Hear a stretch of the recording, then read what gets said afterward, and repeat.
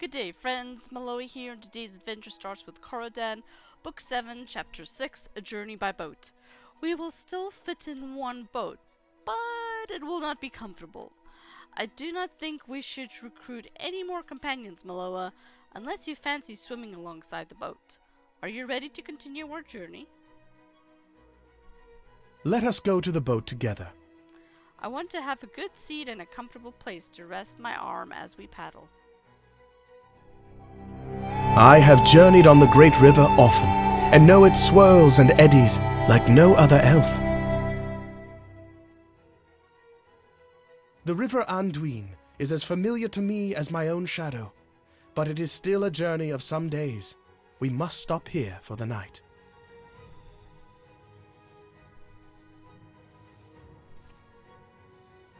That is far enough for today, Miloa. Horn has already seen to the fires, and now we may sup and take some rest before the night watches begin. We will leave in the morning at first light. It is not good to travel further south on Anduin at night, unless the need is considerable. The waters become treacherous the nearer you get to Sarn Gebir. Let us join our companions, Miloa. It is a good fire, and build quickly, Horn. Thank you, Corodan. The Elf Queen was right to send this guide with us, Miloa. He knows the waters and how to keep a boat afloat, which is more than the daughter of Sevulk knows. Were it up to me, I would lead us south on dry land with springy turf underfoot and no fear of foundering. Lena lowers her voice, a rare event on the Dunlending woman. The boat is not large enough to keep us from speaking, Miloa, but as you saw, this horse lord managed to avoid addressing me in any way once we were on the river. If he has a grievance with me, tell him to air it so I may respond appropriately, with words or with Wadu's sword. I have become tired of his ability to look all around him, but not in my direction, whatever direction that happens to be. Horn. You are fortunate to have friends among the elves, Miloa. I would not want to make this journey without a guide, and Corodan appears to know what he is doing. But it is not seemly for a man of Rohan to mingle with elves. As you saw on Stangard, of this kind my people have little to say but this, long-lived and dangerous. They have more to say of the folk of Dunland, but none of it is kind, and I will not disturb the girl's ears with any of it. I regret Nona's ill welcome at Stangard when she had need of aid, though I understand its root. Her people and mine have a long and unhappy history. I have no quarrel with her personally, but our shared friends and duties make us allies. Nothing more than that. Corodan. We have some time before we should begin the night watches, Miloa. Would you find some tale-telling agreeable? I find that the weaving of a good story among companions around a fire can be a pleasant way to pass the time. Have a seat and listen, Miloa. I will begin, and perhaps our companions will have a tale to share as well. Corodan. I grew up in the Golden Wood, but I spent most of my time exploring the wilderness. My sister Sigileth stayed in Lorien and long years, but not in idleness. My skill was with the bow, but hers was with knives. She made them herself, and each was deadlier than the last.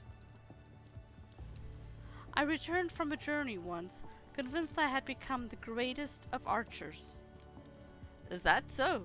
I wager you cannot hit this wooden target from 50 paces. I accepted and strode 50 paces. When I turned to fire, I saw that my sister was right. She had hewn the target at its base, and it had fallen into the grass. We laughed and laughed. That is my tale. Do you have one to share, Miloa?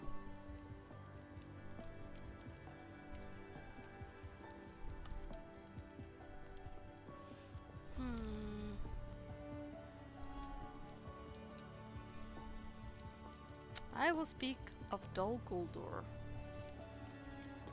I am familiar with this tale, as it involves my sister Sigileth. The sorrow is still with me, but it is good to think of my sister again. I would like to hear the story. I will begin. You speak of your role fighting evil in Dol Guldur alongside the Golden Host. With the axe of Mithril, not even the ruler of this tower can keep Mazok prisoner. You speak of Mazok and the axe Ziggelberg. After a time, you come to the end of your story. I shall go next. My tale concerns King Fingal of Rohan, the grandfather of Theoden King. It is a sad tale, given the happenings of late, but you may find it interesting. King Fingal came to the throne when he was very young, and he ruled for 50 years.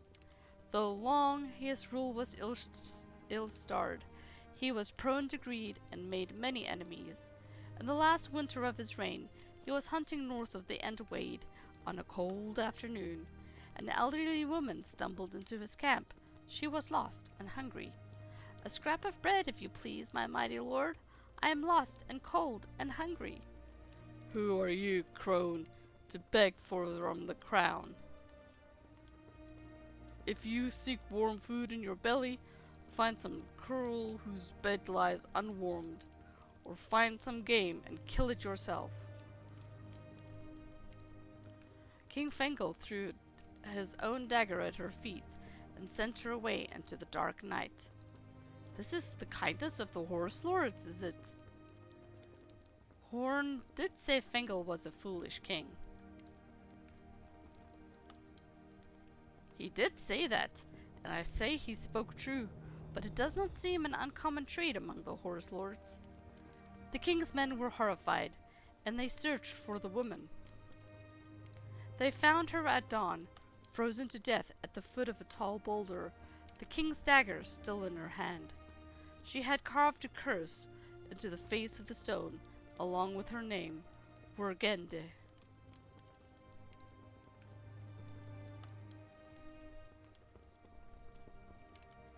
This is what she carved into the stone. "Feckless Fingal, a fool I name thee. Grief shall be the get of thy greed. No lord of your line shall long live. Upon thy seat no son shall settle.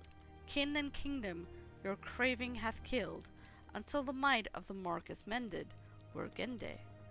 Horn sighs heavily and continues. King Fingal was furious, and he ordered Wergende's body burned and the stone destroyed, but no man of his company could move her, and every hammer on mattock they set to the stone shattered on contact. King Fingal himself assailed the stone with the sword until the blade shattered and a shard pierced his thigh.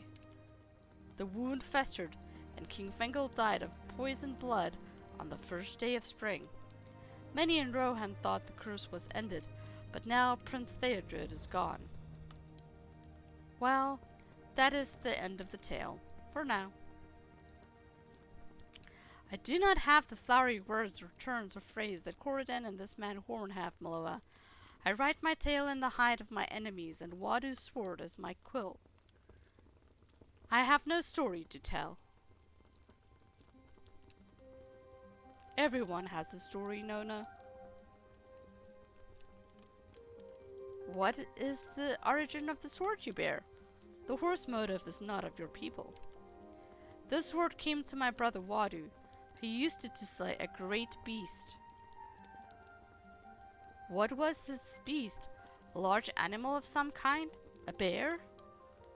It was a great Gwibber, the mighty dragon spawn of the mountains. Can it be? I know of no such creature. There is much about my land and people you do not know. That may be so, Nona. I'm sorry if I have offended you. Your brother must have been a great man to defeat such a foe.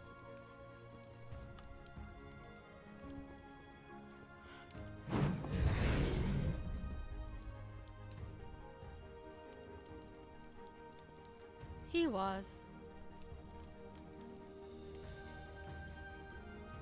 I think that is enough tale spinning for one night, Miloa.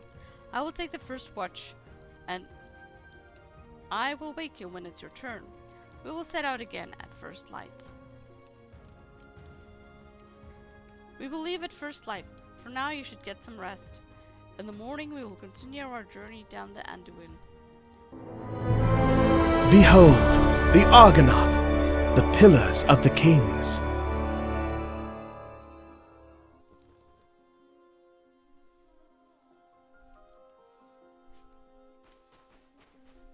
They are not my kings, but there is still something majestic about the twin statues. Many songs have been sung about the men in those whose likenesses they are carved, and I know most of them by heart. I will not sing them now. There is too much we must do here. Friends of yours came this way. Friends bearing a burden of some malice. Hit like and subscribe if you enjoyed today's episode, and stay tuned tomorrow as we try and figure out what happened to Frodo and the rest of them. Thanks for watching.